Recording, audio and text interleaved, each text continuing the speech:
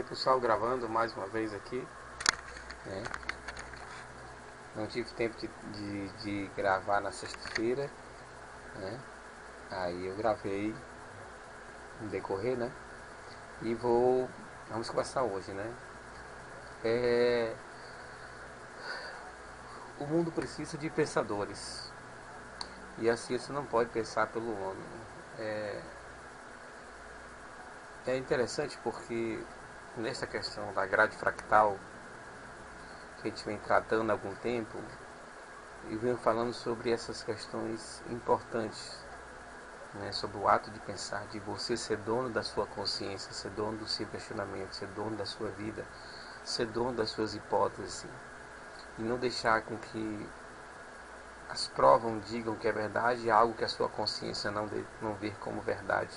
Então, embora as provas sejam verdadeiras, é importante que a consciência, o eu, o indivíduo, diga e pense e diga, cheguei a essa conclusão. Então, os dados são importantes. Para que uma verdade seja verídica na nossa consciência, é necessário que a nossa mentalidade tenha chegado a esse raciocínio. E não porque uma massa de avalanche vem dizendo que o é, não significa que seja. Essa é a grande questão. E esse é um posicionamento importante para tratar, né?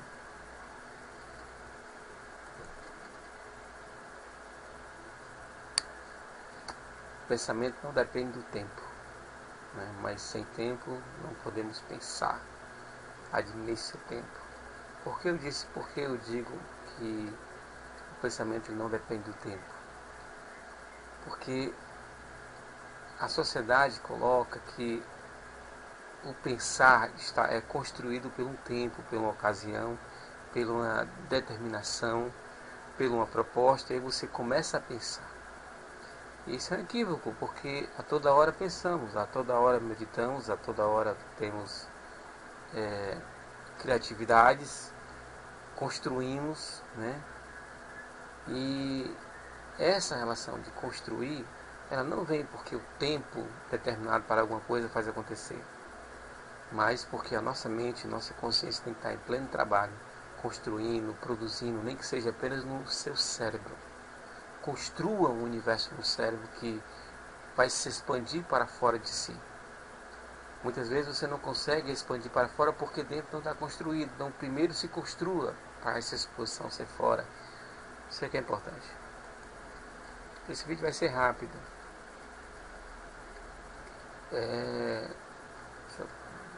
Formatação do projeto. Muito interessante porque as pessoas hoje são condicionadas a pensar.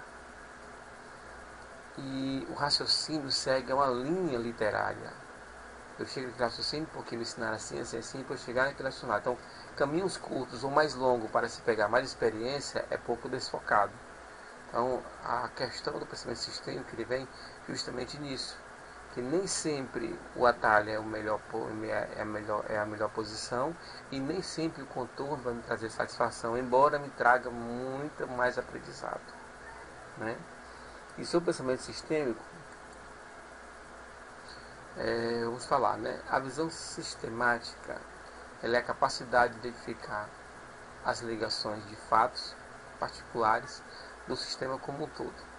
Olha, uma das questões interessantes que eu sempre vejo e comento sobre o ato de pensar é que o pensamento ele é uma construção da consciência, né? Nós temos o pensamento que não parte da nossa consciência, que são involuntários, o respirar, o andar, o se mexer, o se desviar, fazer uma coisa automática, e temos aquele pensamento construído através da nossa consciência e do nosso desenvolvimento social, do meio, financeiro, seja do que for, uma causa, uma religião. Então, essas relações elas são construídas na hora, e tem outras que são, né, como é que eu posso falar, involuntárias, né? Então, muita gente vive a sua vida involuntariamente, porque o sistema já o colocou para isso, né? Então, ele segue um ritmo, um ritual, nascer, morrer e viver, conforme o sistema diz. Então, o pensamento sistêmico ele vem de contrapartida do paradoxo do pensamento moderno, científico moderno. né? E digamos que esse é o novo método de ver a ciência.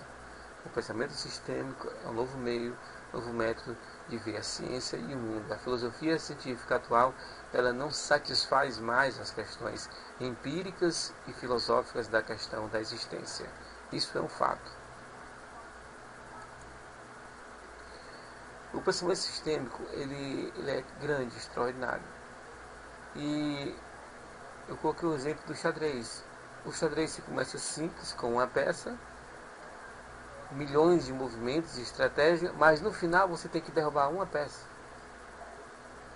Então, certos processos são simples, geram milhões de combinações, milhões de atividades e depois termina com apenas um movimento, né? Uma derrota, um movimento do rei. E a grande questão é que, assim como é o movimento de xadrez, a teoria da complexidade, dependendo da maneira que você sai no movimento do xadrez, pode encadear uma série de situações que pode, ao invés da preta, ser a branca.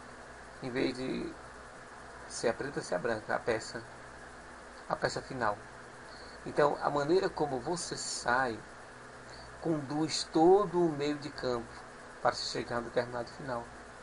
Não importa quem esteja do lado de cá ou do lado de cá, mas a saída do xadrez, a primeira rodada, a primeira peça de saída é fundamental para toda uma estratégia, para um caos, para uns atratores, toda uma matemática fractal que desenvolve e desencadeia ou a vitória ou a derrota, ou do preto do branco, vice-versa. O pensamento sistêmico, ele vem no contexto de analisar esse complexo todinho. Eu não posso analisar porque eu sou forte que a peça vai ser derrubada, ou porque eu tenho experiência e vai ser derrubada. Existe uma série de questões de observação que tem que se ver. Se o jogador joga bem com dama, se joga bem com cavalo, com a torre, são milhões de fatores que ele tem que analisar naquela hora. Então o pensamento sistêmico ele tem uma abrangência maior, não só focada, mas maior. E esse é um dos pontos importantes do pensamento sistêmico. Essa questão do universo fractal, da grade fractal, dentro desse processo da matemática sistêmica, do contexto sistêmico, tem uma série de questões que tem que se ver. Eu coloquei alguns pontos específicos aí, né, que, por exemplo, todas as partes do sistema devem se relacionar de forma direta ou indireta. Isso é importante. Eu não posso excluir a água do sal no mar. Água e sal formam água salgada e mar. Mas, de contrapartida, existe milhões e milhões de micro-organismos que vivem da água salgada. Eles não vivem da água doce, mas vivem da água salgada. Então, a construção do sistema bioecológico foi feito para a água salgada. Então, você vê uma análise completa. Você não vê a água doce, depois fica salgada, e os micro-organismos que eram doces vão viver na água salgada. Não existe essa relação. O que existe é uma biodiversidade complexa desenvolvida em um sistema conjunto. Isso que faz. E esse sistema conjunto ele pode abrigar outros sistemas, animais vertebrados, invertebrados, micro-organismos, bactérias e uma série de outros sistemas que também trabalham na água salgada. E muitos trabalham com oxigênio e muitos trabalham através das brânquias, né, que saem pegando toda a água que necessita, o oxigênio que necessita, através do seu sistema, né, de irrigação que consegue captar o oxigênio, né? E nós vamos falar mais depois, talvez no próximo vídeo, sobre tempo e espaço. O que é essa relação de Einstein de tempo e espaço? O que eu queria falar com isso? E como a teoria sistêmica, a grade fractal, vê isso? Existe curvatura de tempo e espaço? Existe ou não existe? Foi apenas uma percepção? Essa história é nova ou antiga? Então vocês vão ver que muita coisa não foi Einstein que criou, que desenvolveu. Muita coisa já tem sido vista de maneiras diferentes, em âmbitos diferentes, em ciências diferentes. Uma na matemática, outra na física, outra na química, que traduz todo esse conceito. Então é essa relação de como se mostrou a natureza através das leis, dos cientistas. Isso aí nós vamos desenvolver melhor, né? E também a questão do sistema vem que nesse sistema que nós temos, muitas vezes queremos que o observador seja uma peça importante. O sujeito, não o predicado, o sujeito seja uma peça importante. Quanto muito menos no pensamento sistêmico, o sujeito e o predicado formam um composto. A importância de um se devém da outra. É nesse contexto que o observador consegue ver uma amplitude maior de posições, de dados locais, né?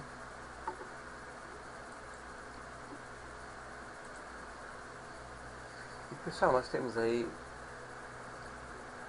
como hoje a ciência tradicional vê as coisas. Eu coloquei 3 pontos importantes aí, né? O pressuposto da simplicidade, da estabilidade e da objetividade. Nós temos aí da simplicidade, olha, entendermos que as coisas têm que ser separadas separadas minuciosamente para que possa estudar minuciosamente, realmente faz um pouco de sentido. Mas nós temos que entender que nem sempre o que é estudado isolado em um sistema não significa que ele seja uma cadeia alimentar dos outros sistemas. Então, nem sempre essa relação da simplicidade em um processo linear significa que há uma análise e uma resposta mais construtiva. Não quer dizer porque todos os conceitos foram separados e em sua simplicidade foram estudados como um todo. Não significa isso. De contrapartida, na estabilidade, onde a ciência determina que algumas coisas são e as leis decretam aquilo ali e não se sai daquilo, a não ser por um processo muito complicado de fenômenos que vem dizer que está errado, que não está, que se desconstrói, mas o mundo é o que já é. E não sabemos que não funciona bem assim. Essa matemática da estabilidade já não existe mais, né? E aonde entra tanto como não existe, como entra também a da objetividade, né? Ora, nós entendermos que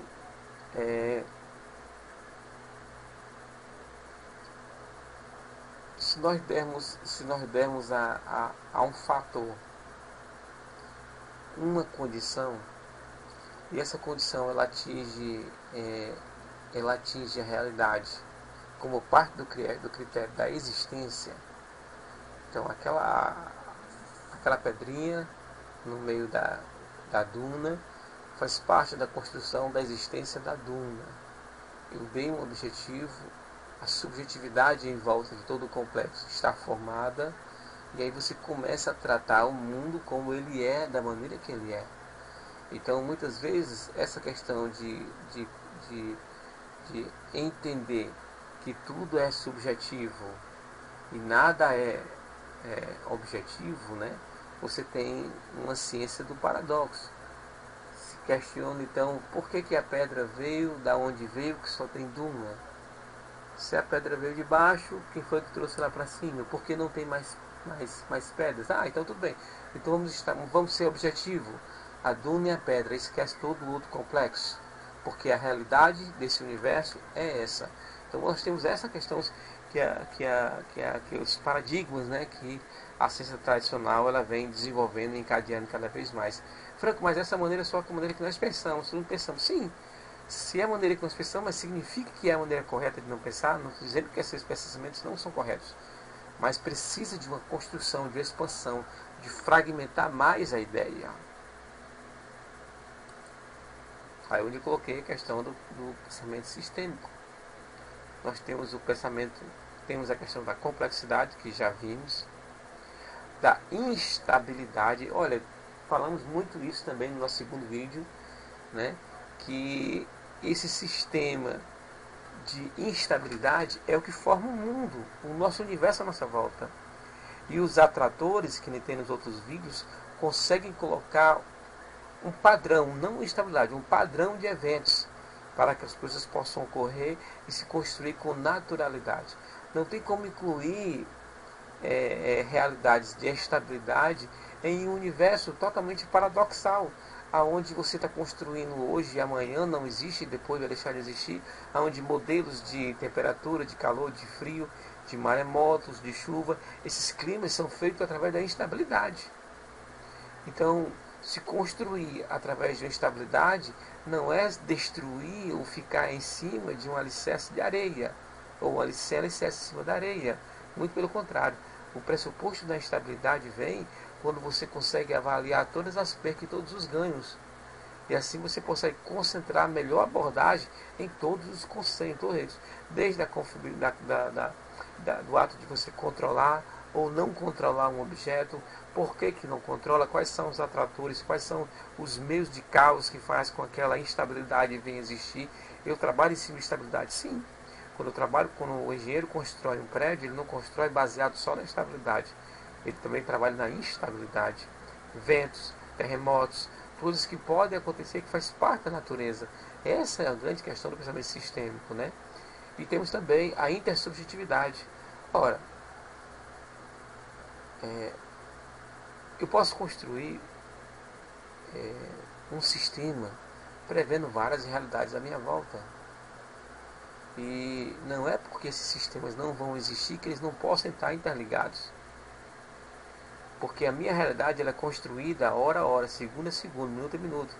E as possibilidades, as coisas que vêm na sua volta, construindo ou não, desconstruindo ou não, sendo subjetivo ou insubjetivo a minha realidade no momento que o observador conhece, que ele tem aquele conhecimento científico sobre determinado fato.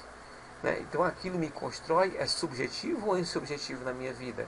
Estas questões que são sujeitas à minha análise, traz domínio naquela situação? Aquelas determinadas questões, elas são inovadoras para a minha vida? Como é que essas questões insubjetivas à minha volta podem construir a minha ciência? Por que o ato de alguém me negar pode me construir? Então, estas questões é que trazem o pensamento sistêmico complexo. Que aí você vai analisar e ver que o universo não é o mar de flores que a ciência quer colocar. E o pensamento sistêmico lhe traz a realidade, e não a fantasia que o sistema econômico capitalista e o sistema científico atual, com seus paradoxos, leva para a sua vida. E para a minha vida também. No vídeo passado falamos sobre isso. A importância de entendermos o complexo.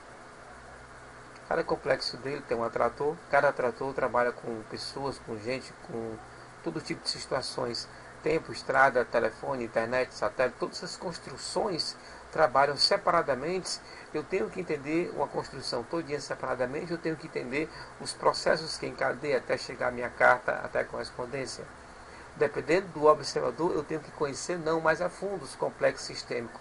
Se eu apenas sou carteiro, eu não tenho que entender até que chegar a minha carta, a realidade sistêmica que existe à minha volta é uma realidade, eu sei que existe, mas não me atinge, mas não deixa de se construir. Então, entender esses processos complexos à nossa volta é importante para podermos ter um pensamento, construirmos um pensamento mais real e mais verdadeiro.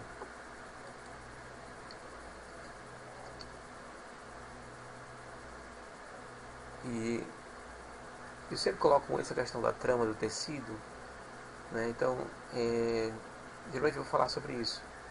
Então, imagine que a sua realidade são os fios: profissão, família, dinheiro, recursos pessoais, naturais, saúde. E se você pudesse trançar, você conseguiria trançar de uma forma que cada um faria parte daquele tecido, e cada parte desses conceitos que eu falei iriam se costurar e me dar uma maior estabilidade? Então pense, em vez de trabalhar com fios, tramar esses fios e fazer um tecido. Nesse contexto, pode-se construir algo muito melhor, né? E não se deixar tão solto. Amar mais, viver mais, construir mais, desenvolver mais. Por fim, é a frequência de sua vida.